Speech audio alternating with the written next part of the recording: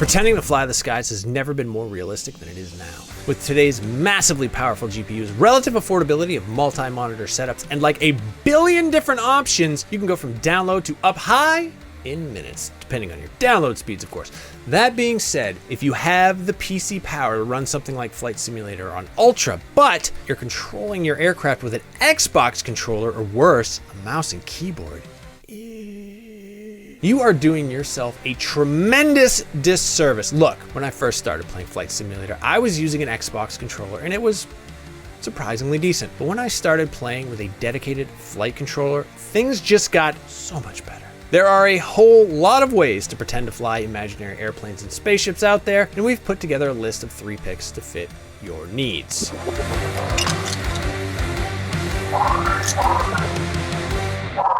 First up, for those of you who are budget-minded but not looking for something cheap, the $89 Thrustmaster TCA Sidestick Airbus Edition is all you need to start taking your flight simulation or your interstellar battles to the next level. First of all, it's a pretty good recreation of the flight stick found in the Airbus A320, which is, by the way, one of the default planes in Microsoft Flight Simulator. But it also works to replace a lot of other peripherals you might need to get yourself off the ground. It feels pretty solid, especially given the fact it's all plastic. The buttons are nice and clicky, and the stick itself moves with just the right amount of resistance. Remember how I said it replaces a lot of other peripherals? Well, that wasn't just me making things up to try to impress you, but you are, right? But it's actually true. There's a slider on the control stick's base you can use to control thrust and throttle, and there's a little detent on the throttle too, so aircraft with reverse thrusters can still be used as such. Or, depending on the game, you can just set it so the entire range of motion is dedicated to power. It's a little touchy just because of its small size, but you can pretty easily dial in exactly the amount of power you want. It also has not one, not 2, but 17 action buttons you can program however you like. On the face of the controller's base are 6 buttons, each with a different bump or indent to help you identify them by touch alone. The stick itself has more buttons on it, and the trigger can obviously be used in games like Elite Dangerous to shoot your enemies out of space. One of the best features of the Thrustmaster TCA Sidestick Airbus Edition is its rudder control. Never thought you'd ever hear anyone say that, but here I am. In a real airplane, you control the rudder with foot pedals to turn the plane left or right. There are dedicated flight sim pedals, but the problem is they tend to be expensive and they have literally no other purpose. But since you can twist the Airbus stick, you can use that in place of foot pedals, and it works really well. I'm one of those insufferable nerds who turns off all assists on Flight Simulator, so being able to compensate for propeller spin while winding up to rotation speed without having to switch on an assist is awesome. So good. It's also great for moving around while you're on the ground or attempting a tricky landing in dangerous crosswinds. I'm a big fan of the Thrustmaster stick, and I actually used it for the majority of the time I was flying during my Flight Simulator review, which is live on IGN. Keep it locked. Oh, and it pairs very nicely with the Airbus throttle quadrant, which is expandable and makes your setup even more realistic. Of course, not all aircraft are controlled with a flight stick. In fact, many planes are controlled by way of a yoke instead. Sure, it's not quite as dramatic to haul back on a yoke to climb into the sky, and it's definitely not as much fun to do a barrel roll. However, if you really want to fly planes for real, like really realistically, a yoke is the way to go for tons of the most common aircraft in games like Flight Simulator, and the Honeycomb Alpha flight is just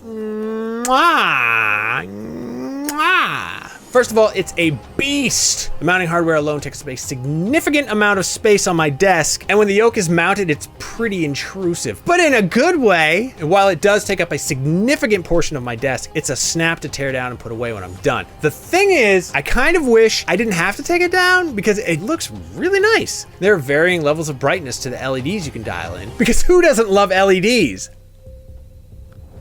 The yoke itself is very smooth to operate with a great feeling of tension when you're nosing up or down. Banking also feels quite lovely, and the programmable buttons on the face of the yoke almost have the ruggedness you'd expect from actual aviation equipment. At a glance, it's pretty clear the setup is based on the Cessna Skyhawk, and if you're a huge dork like me, starting up your virtual Cessna from a cold and dark start with all those switches and ignition is absolutely the greatest way to spend a Friday night. I mean, who doesn't love checklists? There are enough extra buttons and controls on the Honeycomb Alpha Flight to make it a great standalone flight controller to use with your keyboard, but if you feel the need to add a throttle quadrant, Honeycomb makes a very nice one of those too. If you're super serious about flight simulation to the point you're considering, I don't know, sawing an actual plane in half and stuffing the cockpit into your basement, which I personally would never ever consider. It's not always in the front of my mind, haunting me. This is the first step towards ultimate dad energy.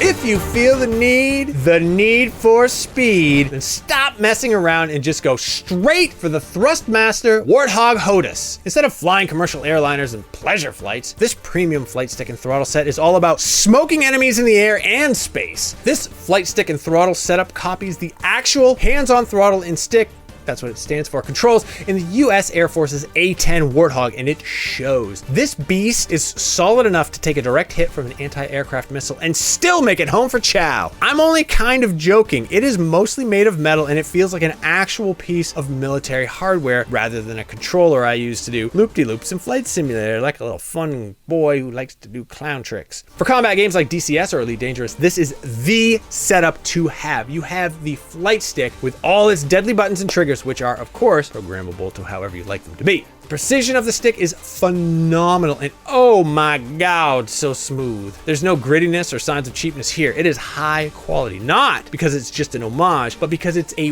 replica, one that's actually licensed by the US Air Force, which I was a member of. Off we go. The toggle switches on the throttle are ultra heavy duty, the kind you might find in an industrial machine in a steel mill. It's just awe-inspiring. And of course, with the Top Gun Maverick update for Flight Simulator, it makes landing on a carrier that much more realistic. Well, sort of. Obviously, Maverick is flying the Navy's FA-18 in the new movie, not the Air Force's A-10. They have completely different purposes as tactical combat aircraft. It would be silly to think they're the same thing, but damn it, it's close enough. However, if landing an FA-18 on a carrier deck using replica A-10 controls is a line you can't bear to cross, well, I have some good news for you, Lieutenant. You can actually buy a replica FA-18 flight stick add-on for the Warthog Hotas and swap it out without having to buy an entirely new setup. And no surprise, it's also massive and rugged and meticulously accurate the actual controls. Revving up your engines, listen to a howl and roar and roar and roar. You know the rest. So there you have it, 3 excellent choices for your flight controlling needs. Of course, there are many others out there, so I'm curious to hear your recommendations or what your setups are. Now, if you'll excuse me, I've got a control tower to buzz. Whoa!